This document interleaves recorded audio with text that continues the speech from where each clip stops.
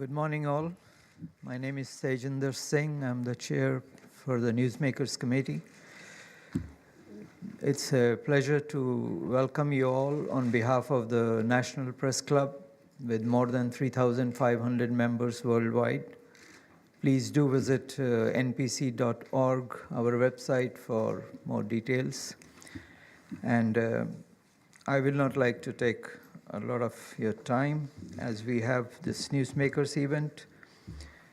Bold new developments in NASA's civil space effort. And we have speakers, Dr. John Bolden, Director of the White House Office of Science and Technology, and NASA Administrator Charles Bolden. I will now pass to Mr. Bolden. Thank you very much. It's my distinct privilege this morning to introduce you to a man who has excelled as a Marine pilot and a leader of his peers in that demanding and dangerous profession, as an astronaut, as a manager of high-tech agencies and enterprises, as an advisor to businesses, universities, and philanthropies, and now as the visionary leader of the National Aeronautics and Space Administration, which he is restructuring into the science-centered, technology-advancing, forward-leaning institution it needs to be to meet the challenges and the opportunities of our country's activities in space in the 21st century. But before I tell you a little more about Major General retired Charles F. Bolden, Jr., I want to say a few words about those challenges and opportunities in space. I start by noting that President Obama realizes, I realize, and General Bolden realizes that our activities in space represent not just a grand and inspiring adventure of exploration and discovery of the universe we inhabit, but also an indispensable platform for observing what is happening in the environment of the Earth below, from the transformation of land and vegetation to melting ice and rising sea level to the tracks of hurricanes and typhoons. A vantage point as well for monitoring potential threats to our national security. An indispensable pillar of our communications infrastructure and geopositioning capability, and a source of new products, services, businesses, and jobs whose potential is barely beginning to be tapped. U.S. strength in space science and space technology stands as one of the pillars alongside the vitality of our research universities and national laboratories, the strengths of our education system from preschool to grad school, and our information, energy, and transportation infrastructures, the pillars that support this country's leadership across the range of science and engineering capabilities we need for economic competitiveness, growth, and job creation, for clean energy and environmental sustainability, for long and healthy lives for all of our citizens, and for national and homeland security. U.S. leadership in human spaceflight, compellingly asserted in the landing of humans on the moon in 1969 and in 5 more such landings through 1972, and convincingly continued through the Space Shuttle program and the central U.S. role in the International Space Station, has brought forth the bravest among us to venture into this ultimate frontier, has engaged some of the cleverest among us to develop the technologies by which they could do so, and has inspired countless of our young people to study science and engineering so that they too could reach for the stars. President Obama understands all this with crystal clarity. He said so clearly and repeatedly in his campaign, and he has done so repeatedly since. The decisions that were unveiled yesterday about the direction of the U.S. human spaceflight program and NASA's other important programs of innovation, exploration, observation, and discovery going forward were made with the greatest appreciation for the importance of getting this right. They were made after a process of extensive consultation with experts inside and outside the administration, the commissioning of new analyses of the pros and cons of alternative strategies, and the study of these new analyses and previous ones alike, and the most careful reflection on the inevitable trade-offs, not excluding job losses and job gains in all the affected states. And I want to take a moment here to thank publicly Norm Augustine, one of our country's most distinguished aerospace engineers, and the other 9 members of the independent Augustine Committee to review the U.S. human spaceflight plans, which was formed to advise me, the NASA administrator, and the President on the pros and cons of the program of record and alternatives to it. The Augustine Committee was an all-star group that included 3 other aerospace industry leaders in addition to Norm, 2 former astronauts, a retired 4-star Air Force general who chaired the National Research Council's recent study of the rationale and goals of the U.S. civil spaceflight program, the former chair of MIT's Department of Aeronautics and Astronautics, my home department, by the way, and the chair of the National Research Council Space Studies Board, as well as the Princeton University space scientist who serves on President Obama's Committee of Advisors on Science and Technology. This group, supported by analysts at NASA and the Aerospace Corporation, worked tirelessly from June through October, holding 14 meetings and 3 site visits in that period, and receiving extensive input from members of Congress, former astronauts and NASA officials, professional societies, and the public. Their 150-page report was immensely valuable to me, to Administrator Bolden, and to the President in clarifying the choices before us, and many of its key findings are reflected in the new approach announced with the President's FY11 budget yesterday. But that approach is what Administrator Bolden is here to talk about this morning, and I'm not going to steal his thunder. Let me say only that I am convinced, and President Obama is convinced, that the new approach on which Administrator Bolden will be elaborating in a moment is the right approach for this time, these challenges, these opportunities. It is not a retreat from U.S. leadership in human spaceflight, as some are asserting, but rather an exciting and promising path forward that invests in new ideas, new technologies, and the complementary strengths of NASA and the private sector in order to make human access both to low Earth orbit and beyond to deep space faster, safer, and more affordable than it could ever have been on the old path. Before I turn it over to General Bolden to say more about that, just a few more words about him. Born and raised in Columbia, South Carolina, Charlie graduated from Annapolis with a degree in electrical science in 1968 and was commissioned a 2nd lieutenant in the United States Marine Corps. He became a naval aviator, flying more than 100 combat sorties in the A-6A Intruder over North and South Vietnam, Laos, and Cambodia, earning a Distinguished Flying Cross, an Air Medal, and a Defense Meritorious Service Medal, among other awards. Before being selected by NASA as an astronaut at the beginning of the 1980s, he worked in a stint as a naval test pilot and earned a master's degree in systems management from USC. As an astronaut, he flew 4 space shuttle missions between 1986 and 1994, 2 as pilot and 2 as commander. These included the 1990 Space Shuttle Discovery mission that deployed the Hubble Space Telescope, the 1992 flight of Space Shuttle Atlantis that was the first devoted to NASA's mission to planet Earth, and the historic 1994 Space Shuttle Discovery mission, the first with the participation of a Russian cosmonaut as a mission specialist crew member. In other roles in NASA besides spaceflight itself, Charlie served as Astronaut Chief Safety Officer, lead astronaut for vehicle test and checkout at the Kennedy Space Center, chief of the Safety Division at the Johnson Space Center, special assistant to the director of the Johnson Center, and assistant deputy administrator at NASA headquarters. In June 1994, he left NASA and returned to active duty in the Marine Corps, initially serving as Deputy Commandant of Midshipmen at the Naval Academy. Subsequently, he served as Deputy Commanding General of Marine Forces in the Pacific, Commanding General in charge of the Marine Forces in support of Operation Desert Thunder in Kuwait, Deputy Commander of all U.S. forces in Japan, and Commanding General of the 3rd Marine Aircraft Wing. He retired in August 2004 with the rank of Major General.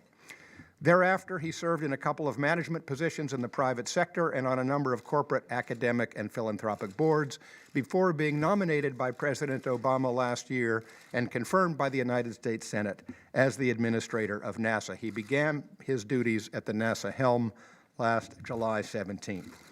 All I can say is what a career, and there is more to come. This is an individual who has demonstrated again and again that he well and truly has the right stuff. And I have no doubt whatever that what he is bringing to NASA is change we can believe in. I give you the NASA Administrator, General Charles Bolden.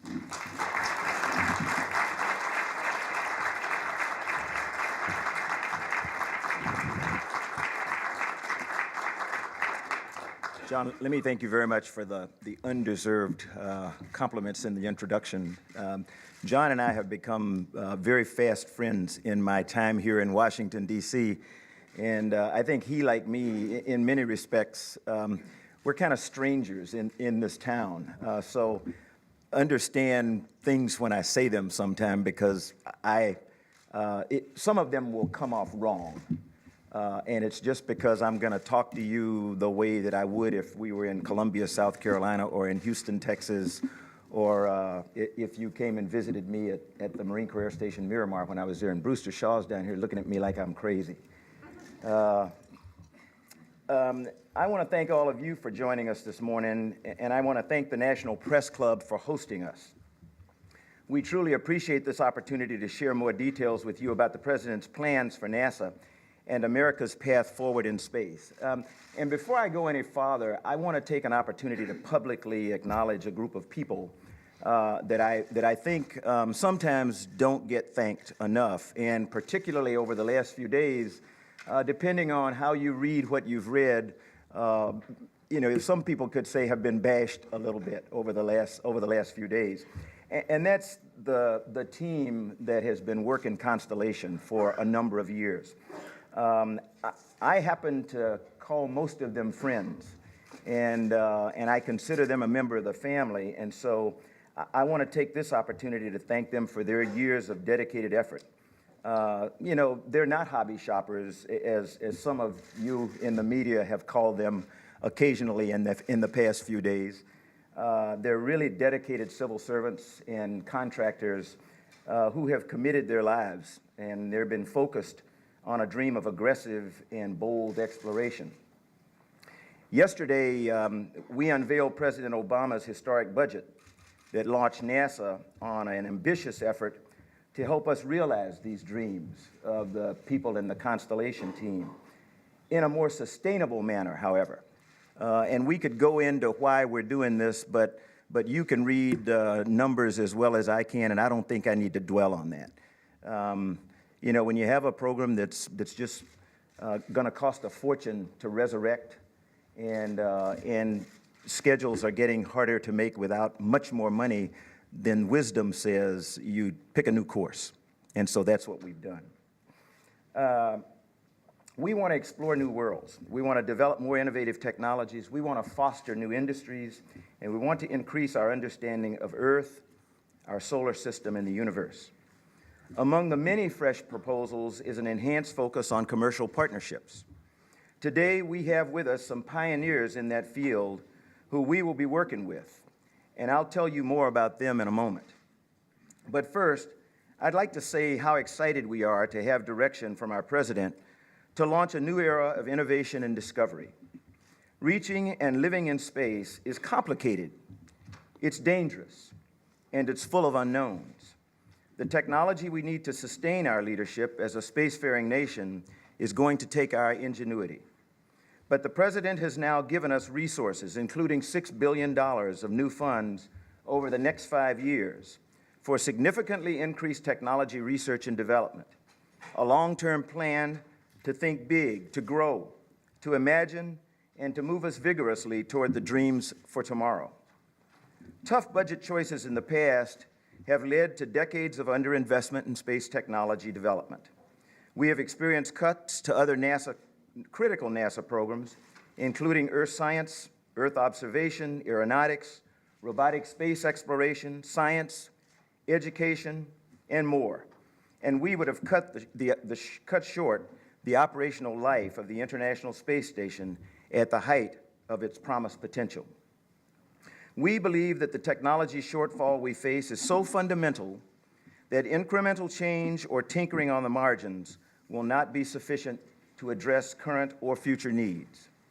Rather, a fundamental rebaselining of our nation's exploration efforts is needed.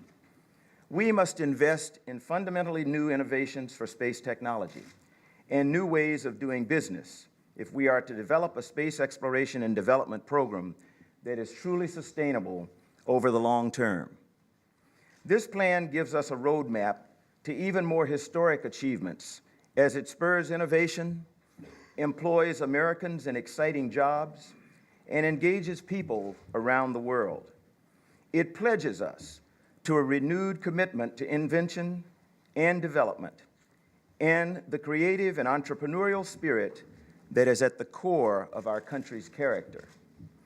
The President has asked us to develop a detailed strategy for executing this plan in the weeks to come. Our goal is to revitalize NASA and introduce the reforms needed to lay a long-term foundation for the agency's continued excellence and success. To do all of this, the President has increased NASA's budget over the next 5 years, an extraordinary show of support in these tough budgetary times. Today, several of our key partners in this future effort have traveled to Washington to be with us. We asked them for their boldest ideas and concepts, the things that we would truly need to make commercial crew a reality. They gave us some great proposals. This is by no means the end of this process, but it's a fantastic start. I'll let them tell you briefly in their own words about what's on the drawing boards in their shops. But let me also try to answer the question that many of you are asking. What will NASA gain from increased partnerships with industry to fly humans to space? The initiative supports and fosters the commercial spaceflight industry and its growing capabilities by leveraging private investment and reducing development costs to the taxpayer. It ensures that commercial systems can safely and reliably transport humans to low Earth orbit, and draws on our existing NASA spaceflight experience and makes our specialists available to provide insight and expertise. With many bright minds working on our problems, we may soon have the prospect of multiple providers of space transportation. This would ensure that we have safe, reliable, redundant domestic capability. We do not have this today, which is the crux of our dependence on our Russian partners and the Soyuz spacecraft, and the reason we will have a gap in domestic human spaceflight capability when the shuttle retires later this year. We want robust backup capability in human spaceflight, and we want it to be made in America. We're departing from the model of the past in which the government funded all human space activities. This represents the entrance of the entrepreneurial mindset into a field that is poised for rapid growth and new jobs. And NASA will be driving competition, opening new markets and access to space, and catalyzing the potential of American industry. This is a good investment for America.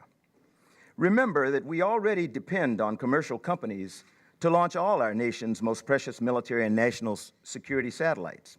Today, commercial companies launch all government communications, weather, imaging, navigation, and intelligence satellites, upon which our lives depend at home and abroad. A major benefit of this new partnership is the potential for thousands of new high-tech jobs and spin-offs of other businesses that can support this industry and also take advantage of affordable access to space. There will be jobs in propulsion, communications, and other industries.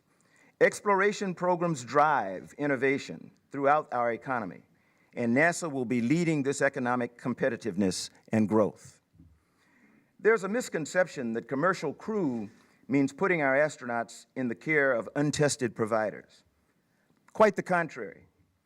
These will be the same providers who will be transporting our multi-billion-dollar satellites. America's largest aerospace firms have for decades established expertise in human spaceflight, and they too would be eligible to compete for this program. Even the new entrants will have demonstrated successful flights by the time they would carry astronauts in addition to cargo. All of us travel on airplanes, and we feel safe because we know the government has set standards and oversees periodic inspections. For spaceflight, safety concerns are even more serious. These commercial flights will have to follow the same safety assurances to which NASA holds itself. As most of you know, I'm a former astronaut and have flown 4 times on the space shuttle. I know personally the great challenges involved in sending humans into orbit and have lost friends in trying to do so.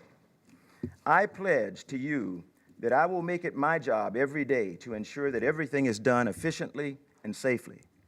I'm blessed to lead a team of NASA employees who are the best and brightest in government. And when my team commits itself to a goal, we have the will, the know-how, and the commitment to attain it. We are also committed to do it right. As the Augustine Committee reminded us in the recent report to the President, American commercial aerospace industry has always built the nation's crewed launch vehicles. Over its nearly 52-year life, NASA has built a deep foundation of experience and knowledge with a wide range of companies. These companies have been essential to all our successes, from Mercury to Shuttle, as well as with our robotic missions and multi-billion-dollar scientific satellites. They have long demonstrated they can do the job. The Augustine Committee also said there's little doubt that the U.S. aerospace industry, from historical builders to the new entrants, has the technical capability to build and operate a crew taxi to low Earth orbit. And they believed, as do we, that they have the capability to do this by as early as 2016. NASA itself has been mulling this idea for some time, believe it or not. In fact, I was personally involved in working the concept of commercial operation of our space transportation system as far back as my early days as a fledgling astronaut in the early 80s. So it's not a new idea, but rather an idea whose time has come. The future is unfolding before us now, and it couldn't be more exciting. With low-cost and safe transport to space, more people will be able to have the transformative experience with which I've been blessed. Kids will be able to realistically envision a career that involves space, either going there or using it. As more of us travel into space, more will look back on our home planet with the special perspective that only space travel can provide. We will expand the global bonds we are already developing through the multinational partnership that has built and is sustaining the International Space Station.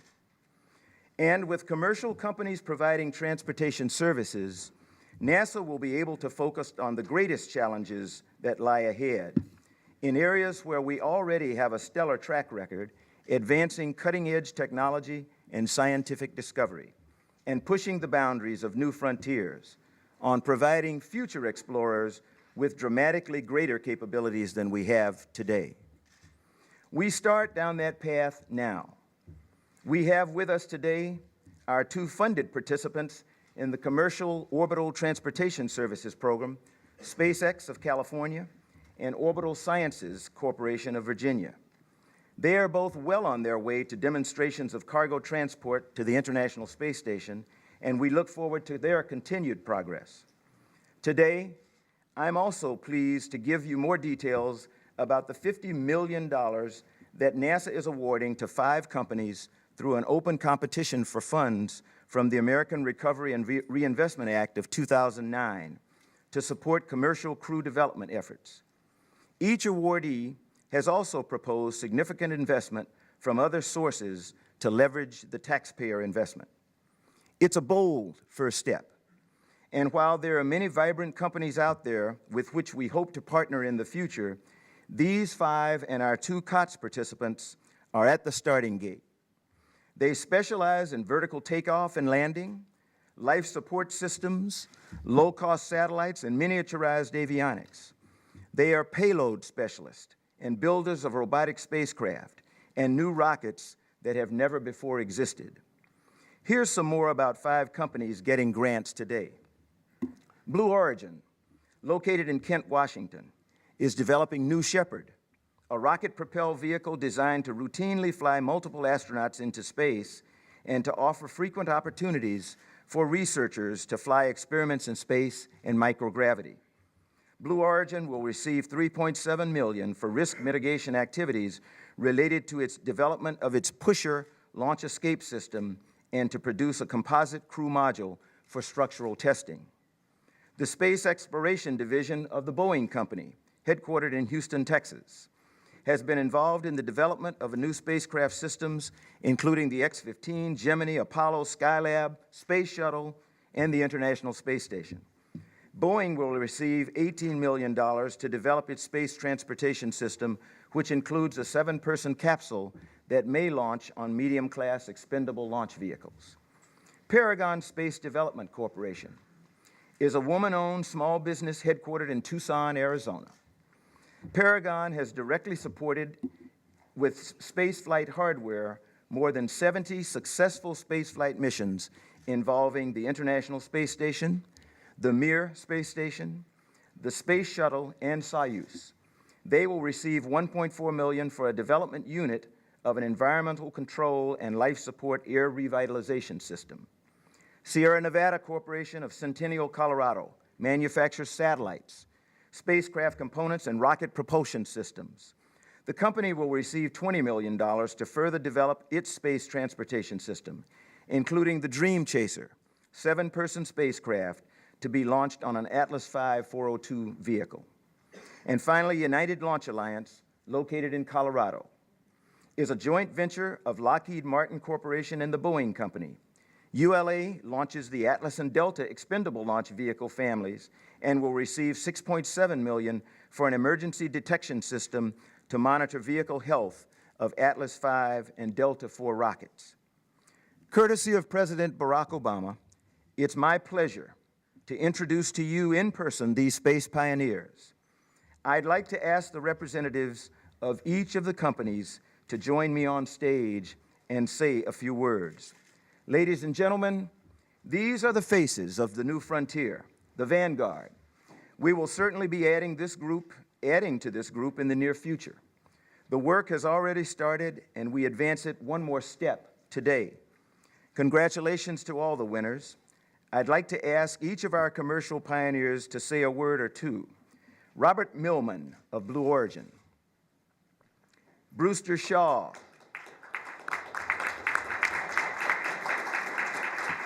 hold your applause until I give all the names. And I want you to hear their names as we do this. I know you know most of them. Brewster Shaw, Vice President and General Manager, NASA Systems, Boeing. Jane Pointer, I'm sorry, Jane, after you told me. Jane Pointer, President and Chair, Paragon Space Development Corporation. Mike Gass, President and Chief Executive, United Space Alliance. Mark Sarangelo, Vice President and Chair, SNC Space Systems Board, Sierra Nevada Corporation. David Thompson, CEO, Orbital Science Corporation. And Ken Bowersox, Vice President, Astronaut Safety, SpaceX. Can I give them this? Oh, there you go.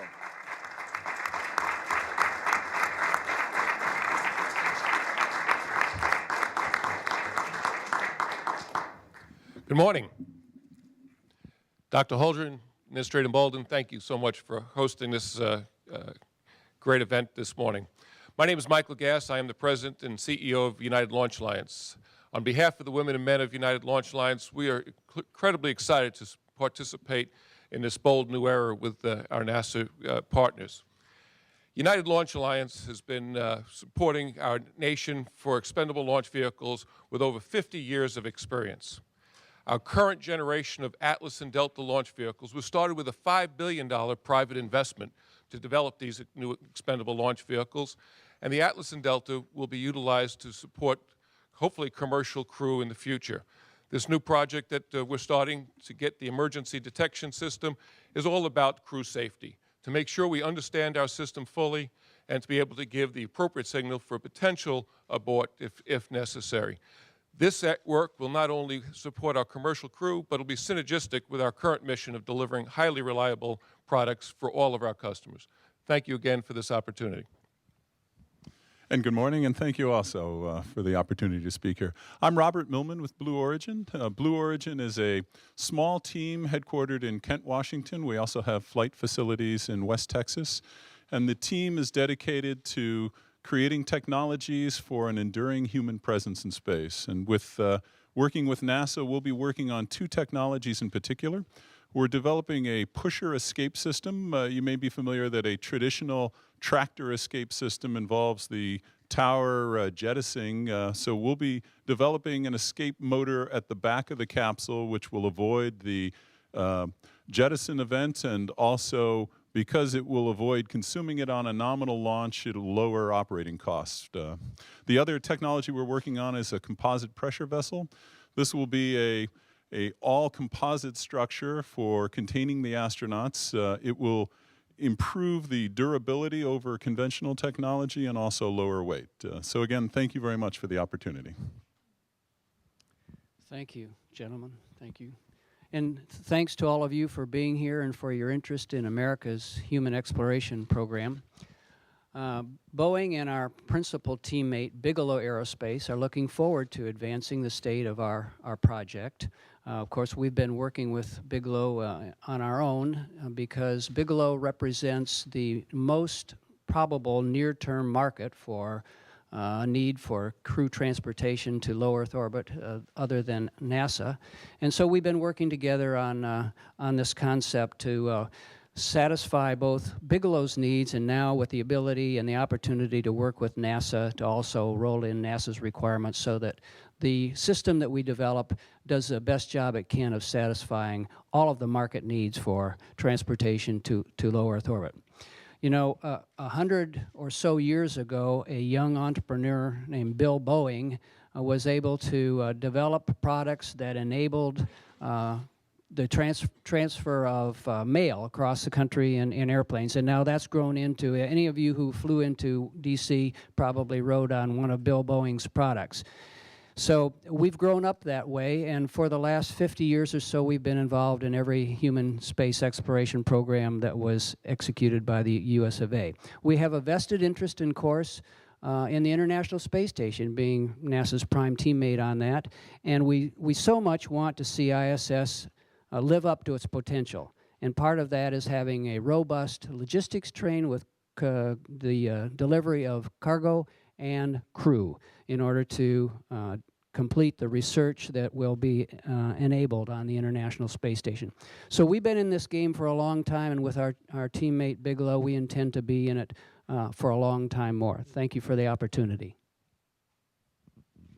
Thank you. And good morning, everybody. And I know that back at Paragon, I certainly have a lot of cheering staff who are very excited about this moment. We have invested in and are developing with NASA an array of technologies that are for use on the International Space Station, on the Moon, on Mars, and really a whole array of settings, applications in space. Our air revitalization system that we're developing under this program is really one of its, the first of its kind, because it will be a turnkey system that can be used on an array of missions on pretty much any spacecraft. So we're looking forward to working with the spacecraft developers on making sure that it fits their needs.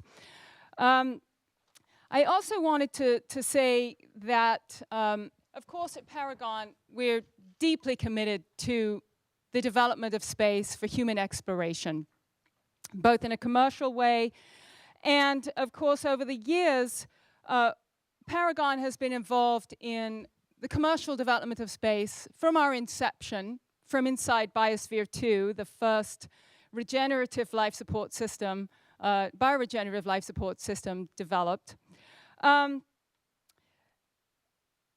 We had the very first commercial experiment on the International Space Station, which was really exciting for us. And I think today at Paragon, we're incredibly proud to be here and to be part of the nation's space program. Thank you very much. Good morning. I'm Mark Sarangelo from the Sierra Nevada Corporation. On behalf of the 2,000 or so employees of our company, I'd like to say thank you to NASA and for all this effort that has gone into this program. We have been on over 300 space missions in our career as an organization, and what we've learned is that space is hard. This is not an easy thing to do, and it takes a lot of effort and a lot of cooperation and a lot of teamwork. We have a great group of companies that are involved with us on our program. One of the things I'd like to say, though, is that we had the experience of coming through an unfunded Space Act agreement with NASA for the last 2 years, which was a rather unusual vehicle that I think has worked very well. We've received tremendous support from the team and from the organization all throughout the NASA agency. And as a result of that, we have now advanced our program to be a very successful, in our view, very successful start. Our program is based on a NASA vehicle that was originated many years ago called the HL-20. It's a runway landing lifting body concept, and we've now brought that concept forward, and we're very thrilled to be part of this group and to be able to move that idea to the next level. Thank you very much. Good morning. I'm Dave Thompson, Chairman and Chief Executive Officer of Orbital Sciences Corporation, a company that two friends and I started 28 years ago to develop the full commercial potential of space. With the perspective of about 3 decades in this business, my judgment is during its first turn at bat, the Obama administration really hit it out of the park with its proposal for NASA's new approach to our civil space program.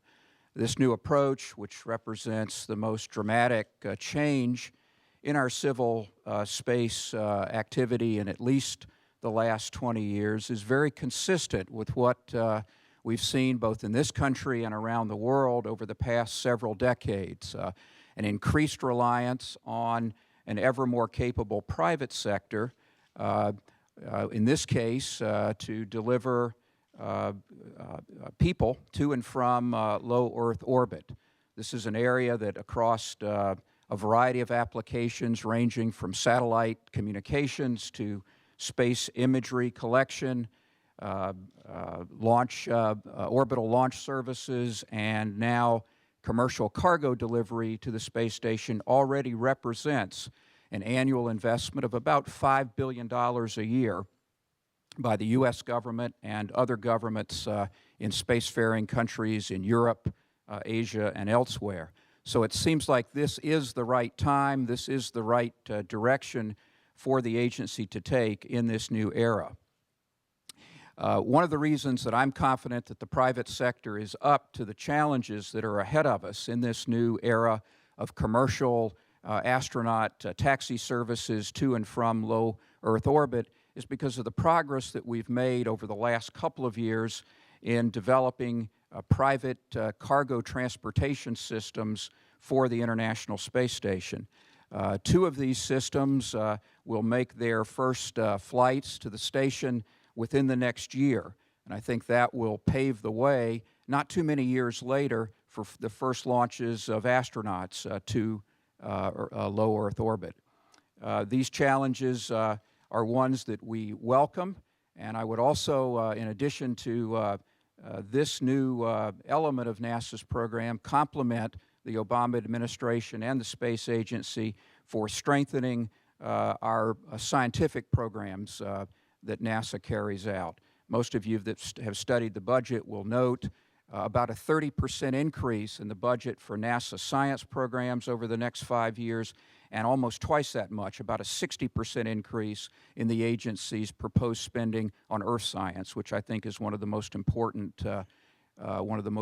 areas that NASA carries out. Thank you very much. Yeah, I'm Ken Bowersox. Today, it's an honor for me to be representing the 880 employees of SpaceX. We've got a main construction facility out in Hawthorne, California, a test facility in McGregor, Texas, and then 2 launch sites, one in Kwajalein out in the Marshall Islands, and a launch site in Florida. One of the most exciting things to me about the 2011 NASA budget is that it acknowledges one of the biggest barriers to exploring space, and that barrier is how you pay for it. One of the things that you have to work in order to fix that issue is the relationships between the government and the contractors that provide the services. The government hopefully will set the destination. The contractors, with their flexibility and creativity, should be able to come up with new and innovative ways to get that job done. SpaceX has had the privilege of working with NASA in a partnership agreement since 2006 to provide cargo services to the International Space Station. And I can tell you from firsthand experience that it's a really great thing to watch what happens when you blend the skills that are only available in the government with the flexibility and creativity of private industry. Folks, if we could do one thing before we I was going to ask, yes, absolutely. Get one great shot. This is the face. These are the faces of the new space frontier, folks. If y'all.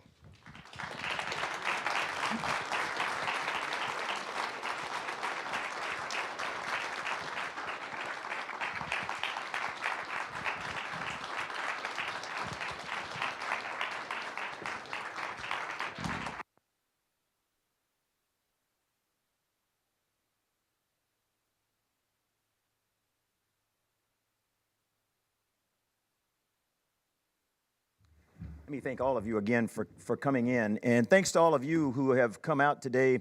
Mr. Singh, in spite of the fact that I think this is probably the wrong thing to say, I think I'm ready for questions.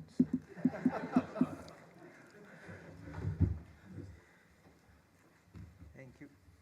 Thank you very much. Please identify yourself and the organization you are representing. And please, it's only for journalists. Please. Thank you. Yes.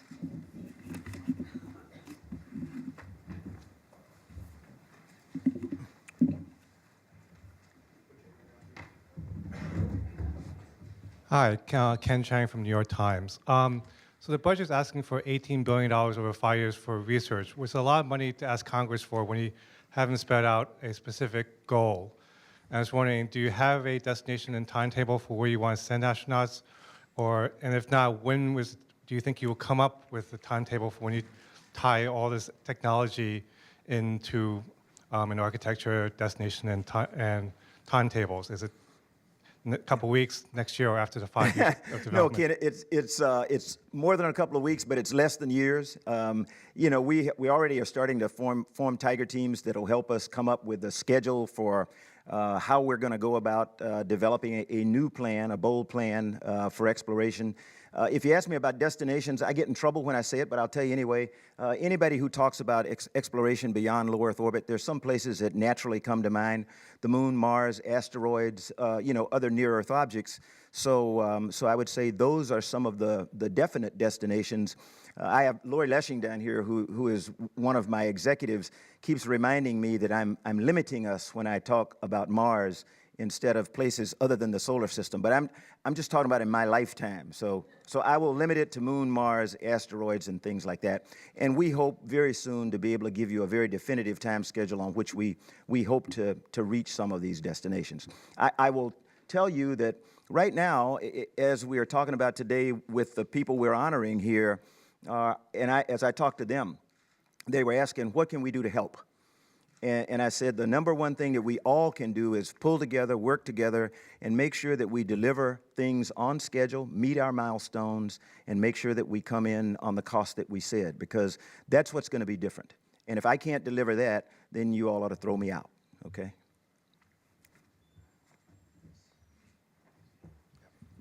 Seth Borenstein, Associated Press. General Bolden, following up on that, if you're looking, I believe in yesterday's budget announcements, you made a lot of talk about the in-orbit fueling. I know it's still early. Are you looking at primarily when you're the new type vehicles at launching from a space station or someplace in orbit to wherever you're going? Is that sort of the primary role, or are you looking at more the traditional from Earth?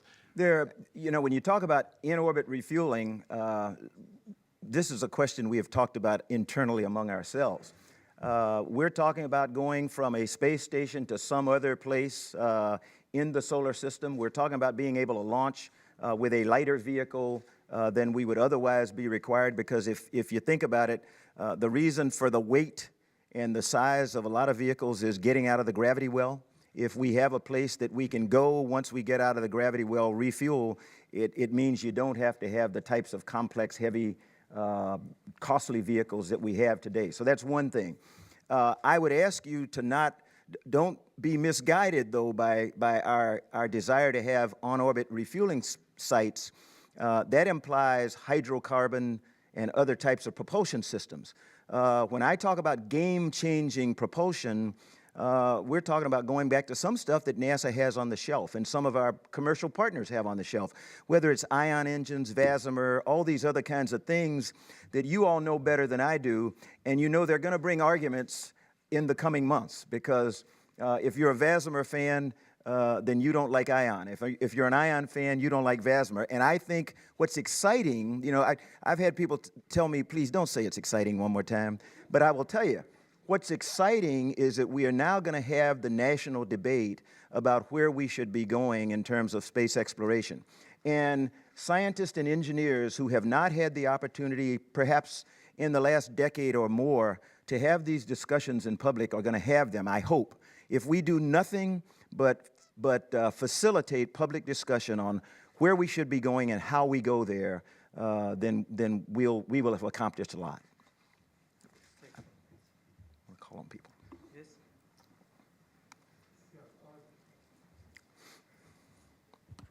Dave Ahern, I'm a press club member. The announcement from the president has been greeted with dismay in some areas, that we are abandoning manned spaceflight, that we are leaving it to the Chinese, to perhaps the Indians and others, other nations to take the lead in exploring our own solar system. How do you respond to that when we were the nation that was in the forefront and did land men on the moon? What do you say to those people? We are still the nation that is in the forefront.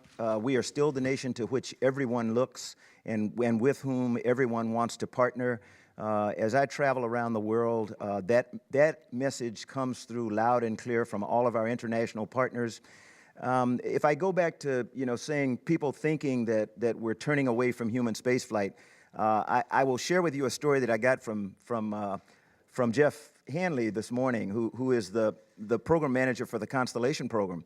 And he had gotten a message from a little girl named Chrissy that he had actually semi-adopted, had invited her family to the Ares 1X launch. It was the greatest thing she had ever seen. She went through the scrub and she came back the next day and saw it launch. And to Chrissy, without anyone explaining anything to her, she thought we were turning away. Jeff took the time to explain to Chrissy, look, we're not abandoning anything. We're probably on a new course, but human spaceflight is in our DNA. So, it's important for you all to help us explain to people who will look at the headline, because you write the headline. So make it accurate. We are not abandoning human spaceflight by any stretch of the imagination. We have 10 more years of involvement on the International Space Station. That is exciting.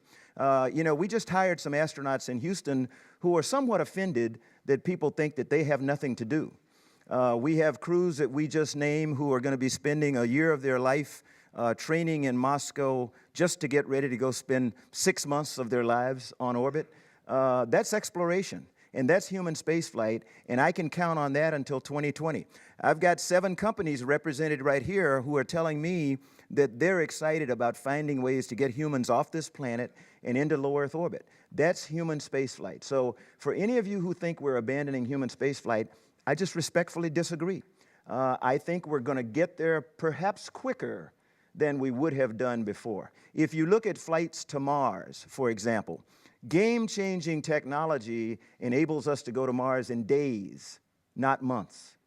By doing the things that we're about to do, by taking the money that President Obama has given us in our NASA budget for the next 5 years to use technology development. Now, I'm not trying to fool anybody that this is going to be easy. I've still got to go to the other end of Capitol Hill. To the other end of Pennsylvania Avenue.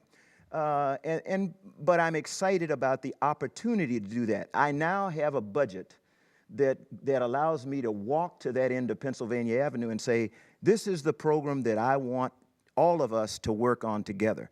It's got to be a partnership. Some of you may have heard my comments yesterday on the budget rollout. This is a we thing. This is not a NASA thing. This is a we thing. This is the nation. And working Congress and the administration NASA and industry, and academia. We've got academia represented here. I won't call the name of the school because I don't want to advertise them, but they're here. These are exciting times. Anybody who was ever on a college campus over the last 10 years and walked into an engineering school and saw the dearth of research going on space science and earth science and other things because there was no research money, I think that's going to change. So help us tell this story because I think it is exciting. I'm Frank Mooring with Aviation Week. General, as you well know, yesterday was the anniversary of the Columbia accident. And it's my understanding that the Constellation program was assembled as a direct response to that accident. The findings of the Columbia Accident Investigation Board, for example, which mentioned the absence of a, I believe they used the term national mandate prior to the accident, and also the fact that NASA was stretched too thin. How do you incorporate the lessons of Columbia in this new venture, particularly the part that they identified as being a lack of a national mandate? Frank, if I can, you know, you limit the sources of lessons learned. Our lessons learned in NASA go all the way back to Apollo 1. That was when we had the first eye-opening alert that maybe we didn't know everything we thought we knew. And then we felt really good about ourselves in 1986. I can tell you, I landed in the middle of the desert. I landed at Edwards Air Force Base in the middle of the night on January 18th. You know, went back home to Houston and going through my debriefs. And my very last day of debrief, we took a break to watch the Space Shuttle Challenger launch. And 73 seconds into flight, I lost 7 dear friends. And we once again were awakened that this is hard and that you've really got to stay on the top of your game. And then again, January 1st, 2003, at the end of a mission when everybody is celebrating because nobody thinks, you know, that you're going to have a problem doing reentry. I mean, except us who are in the game who know that it's not over till it's over, you know, and that's why you call wheel stop, because everybody can then breathe. And once again, we were reminded that this is tough stuff. So I think there are lessons to be learned from Columbia, Challenger, Apollo 1, and other accidents and incidents that we had along the way that didn't get the press that those did. I think the president has set a bold challenge for us. You know, we are not drifting. I think I've had friends from Houston who write me when you talk about flexible path, and I admit, okay, flexible path is hard to grasp, but let me help you, okay? They sent me a thing, and I think they said, you know, this is like Alice in Wonderland. When you're going everywhere, you're going nowhere. Well, we're not going everywhere. We have defined destinations that we want to go, and we will go there incrementally. And through our technology development, that will help determine where you go first. We want to take advantages of opportunities that come as the technology develops. So I think, Frank, I hope that answers your question about how we're taking the lessons of the past. Once again, I'll stress journalists only, please. Tammy Lytle from AOL News. You said to judge you by how well you keep this on track. Given the cost overruns and the delays on Constellation and previous NASA programs, why is this going to be different? It's going to be different because, for one thing, the president has set out a budget that supports where we think we want to go, and we're building programs based on the budget that we have and not building programs based on a dream. Now, dreams are really important. Dreams are critical because without a dream, in Proverbs, what's it say? Without a vision, a people perish. So I'm a visionary, if you want to call me that. I dream. But I want to be a realistic dreamer, and the president has laid out a pretty healthy budget that we feel we can plan to that budget and stick to it. If you go all the way back to the days of the STS, the Space Transportation System, I see some people shaking their heads. At that time, it is told to me that the brief was given to President Nixon. He said, "I love it. Go do it." And the next morning, somebody called and said, well, what the president really meant to say was, you're going to get this amount of money, you know, and then we struggled for the rest of the program. This president has said, here's what I want you to do. Here's the money that you're going to have to do it. Let me know if this supports that vision. And we have said yes. What you have told us you want us to do is supported by the budget you have given us. And so that's why I say, hold me responsible. I have sufficient funds to do the things that I think we need to do for this nation. And so you need to hold me responsible. I can't say that the president has not given me sufficient funds.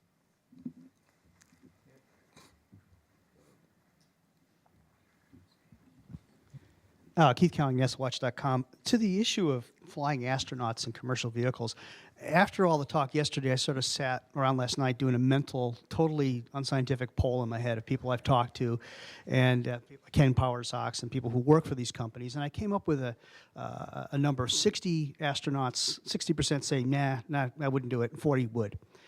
And then I thought, well, what's behind this? And it's emotional. It's like this emotional Latter-day Right stuff thing. They use logic to say why they wouldn't. How do you get beyond that? What are you going to say to the astronaut corps? Like, this is how it is? Or how are you going to work with them? And it's not just the corps. It's a larger group of people who support them. How are you going to work at that? My message to the workforce, did everybody understand Keith's question, first of all? And he hit the nail on the head. This is all emotional.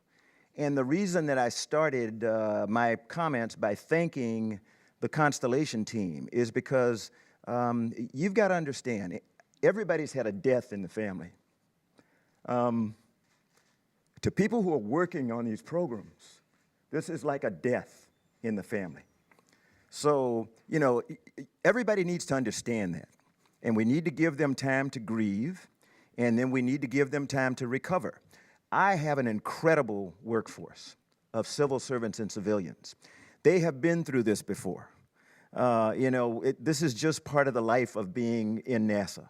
And every time we manage to pull through it and we manage to recover and we go off and we do great things. And this time will be no different. Now, that doesn't make, you know, an employee at the Kennedy Space Center or the Johnson Space Center or Marshall Space Flight Center or a contractor that any of these 7 people represent, that doesn't give them a, you know, a great sense of solace because they're facing reality.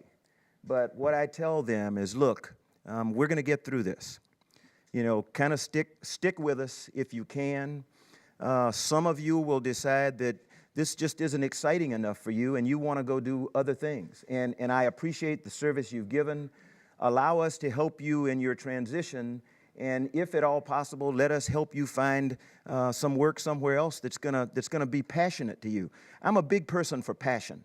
I'm here because I'm passionate about space and exploration.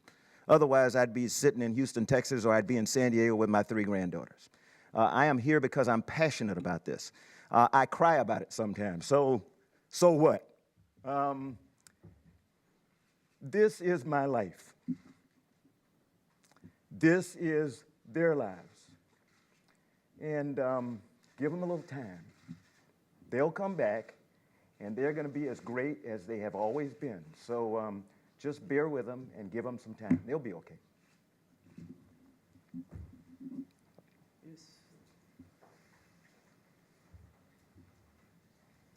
Thank you. Ekaterina Alexandrova in Fox TV, Russia. As NASA actively partners with the aerospace industry in the U.S., do you have any plans to involve Russian companies in any way in the future after shuttle retirement? And could you please specify the process of delivering astronauts to ISS in terms of Russian participation in it, again, after shuttle retirement? Thank you again. Thank you very much for the question. I just had a long conversation with a dear friend, Anatoly Perminov, who is the head of the Russian Space Agency, yesterday morning to make sure that he understood that where the president wants us to go, he was excited, as were all of our international partners, about the president's support of extending the life of the International Space Station to 2020. They're all excited, actually, about the funding that's going to the entry of commercial space into exploration and low Earth orbit. The Russians have been an incredible partner through the years, and they will remain so. I think most of you know that when Shuttle retires at the end of this year, our primary means of getting astronauts to the International Space Station and anywhere else will be the Soyuz spacecraft. I love the spacecraft. I've never flown on it. Sox has. But the bad part about it is it leaves us without redundancy. I think if you talk to any astronaut, no matter what they think, you know, Keith mentioned the poll of 60-40, 40-60 or whatever, most of us will tell you what we think is critical for the nation is reliable, redundant access to space. When we retire Shuttle, and it is the right thing to do, by the way, for those of you who might want to ask me that question, it is definitely the right thing to do. So when we retire Shuttle at the end of this year, we will no longer have a reliable, redundant way to get humans into space. The sooner our industrial partners can deliver, the sooner we will at least have some redundancy in our ability to get there. You know, 2 is better than 1. Several is much better than 2. So we'll get there. We can have one last question.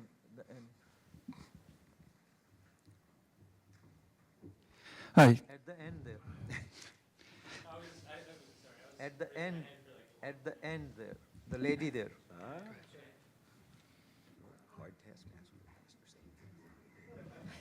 Thank you. I'm Melina Caruso with ABC-owned TV stations. Our Houston station, KTRK, is very interested in the civil space program, basically because Boeing's headquartered in Houston. Now, one of the things they're mostly concerned about is jobs. And as we all know, one of the president's main goals is job creation. So is there any possibility, is there any plan that some of the money awarded to these companies, not just Boeing, will go towards job creation? I think if you look at, you know, when you look at dollars planned for a program, those dollars can usually translate into jobs. The more money on a program, as a general rule, the more jobs that will be involved. The exciting thing, I think, I would have to ask our partners to say, but the more money they got, the more jobs that means. Did I get it right? Okay. So when people ask me, why am I excited about the president's budget? Well, it's $6 billion over the next 5 years that we otherwise were not going to get. So that says that there should be a net gain in jobs. Now, let me not fool anybody. It is, as I mentioned to somebody who asked the question earlier, we are now formulating our plans. We are making some big changes, and I don't think anybody can expect that we will have details, you know, specifics all laid out here overnight. It's going to take us a little while. We're going to have to figure out how we draw down the Constellation program in cooperation with our partners in Congress. So we've got a lot of work to do, but I'm confident we can get there. But when I look at the amount of money that President Obama has put in the NASA budget, specifically for human spaceflight, commercial spaceflight, and other things, technology development that we didn't even have before, to me, with my simple brain, that translates to jobs. Now, I can't tell you, you know, whether it's going to be 1,200 for 5,000 or 1,200 for 600. I don't have that granularity yet.